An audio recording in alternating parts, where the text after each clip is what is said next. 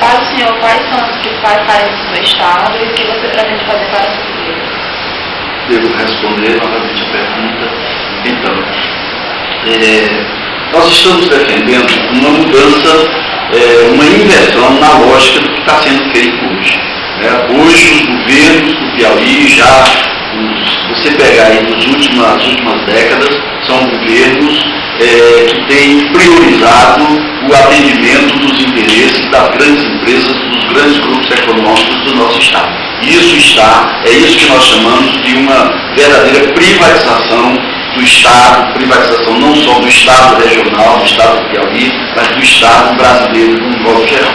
Ou seja, os grandes grupos econômicos, os bancos e as empreiteiras, as grandes indústrias, se apropriaram do Estado, colocaram seus representantes no controle do Estado, de forma que o Estado deixou de atender, deixou de olhar as necessidades da população trabalhadora, as necessidades básicas como saúde pública, educação pública, transporte público, agricultura familiar, a questão da segurança, o emprego, a renda. O Estado deixou de investir nessas demandas populares para investir nos interesses dos grandes grupos que vêm aqui para extrair a nossa riqueza, para explorar a população, explorar os recursos naturais. O Estado do Piauí é um dos estados com o menor índice de exploração, que ainda tem uma riqueza natural pouco explorada. No que nós estamos assistindo agora, sobretudo a partir da construção da Transnordestina, a preparação e do agronegócio do Cerrado, a preparação para um processo que vai significar a retirada da riqueza natural do nosso Estado, que vai significar a destruição da terra com a produção em larga escala de soja, e nada disso vai gerar riqueza e melhorias das condições de vida da população do Estado. Pelo contrário, isso vai significar o aumento do lucro e da riqueza dessas empresas que exploram não só o Estado do Piauí, mas o Brasil. Se eleito, o que o senhor pretende fazer para empenhar recursos para o Estado? Olha, é isso, não só do Estado do Piauí, mas no Brasil inteiro. Nós precisamos mudar a lógica. Os recursos, nós precisamos, hoje no orçamento federal, quase 50% do orçamento da União está comprometido com o pagamento de juros e serviços de uma dívida pública que não foi feita pelos trabalhadores e que já foi paga 13 vezes essa dívida. Nós temos uma dívida hoje de quase 4 trilhões de reais. Essa dívida em 1994 era pouco mais de 300 bilhões. De 94 até 2013, o país pagou 13 trilhões e ainda devemos 4 trilhões. A dívida interna está em torno de 2 trilhões e a dívida em torno de 3 trilhões e a dívida externa está em torno de 1 trilhão. Então essa é uma sangria, essa é uma demonstração clara da apropriação do Estado, dos recursos públicos, pelos grandes grupos econômicos, financeiros, empresariais desse país e desse Estado. Então é a realidade hoje, é por isso que a população clama tanto, pede tanto segurança pública e não tem, pede tanto estradas e as estradas para escoar a produção da agricultura familiar não existem, pede tanto transporte público e o transporte público não atende às suas necessidades, porque esse transporte está exatamente intrincado, um dos setores empresariais que entrou e que se apropriou do Estado e que, portanto, o Estado não pode cobrar dele a melhoria da prestação dos serviços que ele deveria fazer. Quais serão as áreas de prioridade no destinamento de emendas para o Estado? Olha, eu não sei nem se nós vamos trabalhar com essa política de emendas, os senadores atuais do Piauí, eles trabalham com as emendas que interessam aos grandes grupos econômicos. A destinação das emendas deles é para favorecer o grande capital e a exploração do nosso Estado. Como eu estou dizendo, nós vamos inverter essa lógica. Então, se tiver que trabalhar com emendas, as emendas serão em favor da agricultura familiar, em favor dos trabalhadores do campo, dos trabalhadores da cidade, em favor da saúde pública, em favor da educação pública, em favor do transporte público. Nós defendemos, por exemplo, a construção de empresas de transporte criadas pelo próprio Estado, mantidas pelo próprio Estado, para que a gente possa reduzir a tarifa e que se possa garantir o passe livre, por exemplo, para os estudantes e para os trabalhadores desempregados. Né? Então, as emendas, o Senado, nós precisamos inclusive discutir o papel do Senado Federal. Qual é o papel do Senado brasileiro? Né? Nós precisamos mesmo do Senado. Né? O que o Senado traz para o Estado do Piauí? O que a gente viu com o mandato do Wellington Dias, senador Wellington Dias, o senador João Vicente, o senador Ciro Nogueira? O que eles trazem via Senado para o Estado do Piauí? Na nossa opinião, nada.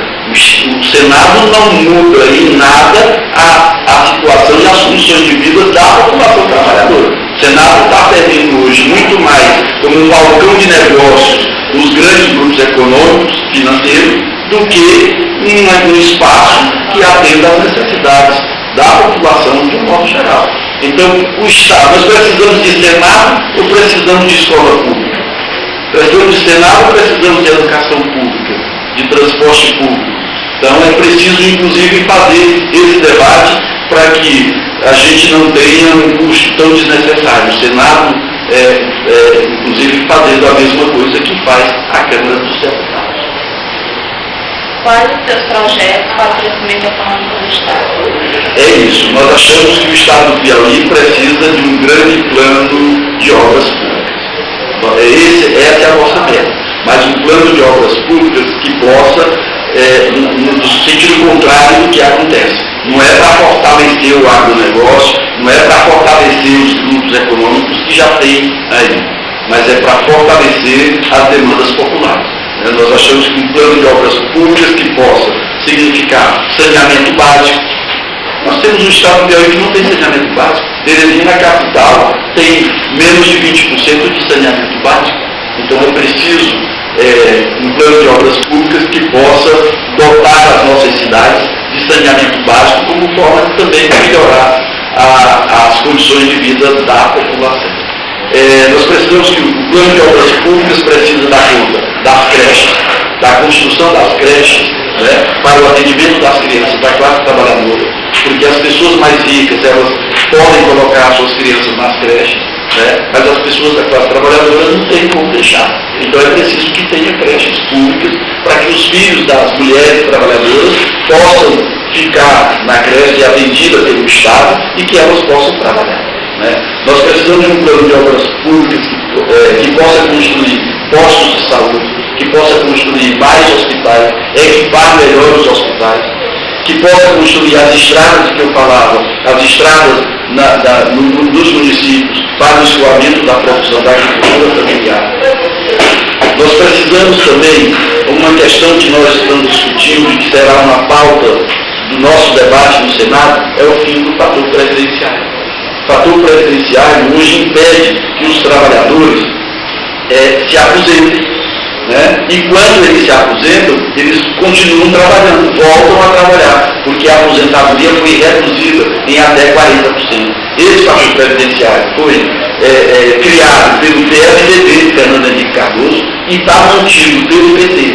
Infelizmente, o PT, que criou muita expectativa, sobretudo na classe trabalhadora, mas que, de fato, ele, do ponto de vista das políticas, ele até aprofunda algumas políticas iniciadas pelo PSDB, pelo Fernando Henrique Cardoso. O caso do fator previdenciário, o caso das privatizações.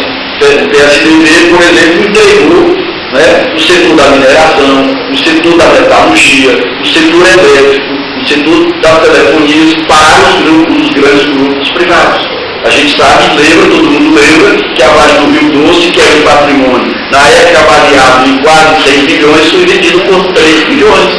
E que hoje só o lucro da Vale do Rio Doce é superior ao valor que ela foi vendida. Então nós precisamos, defendemos uma reestatização das empresas privatizadas, nós defendemos, com isso, a questão do fator previdenciário, isso vai significar uma geração de emprego. Porque as pessoas vão poder se aposentar e continuar aposentadas, né? Não vai tomar a vaga, o emprego das pessoas da juventude que está precisando entrar no chamado mercado de trabalho. Uma outra questão fundamental é a redução. Todo mundo sabe que nós estamos vivendo uma situação, um período de desemprego estrutural. O que significa isso? Que estamos perdendo postos de trabalho, inclusive para as máquinas, né, para as tecnologias, em função disso.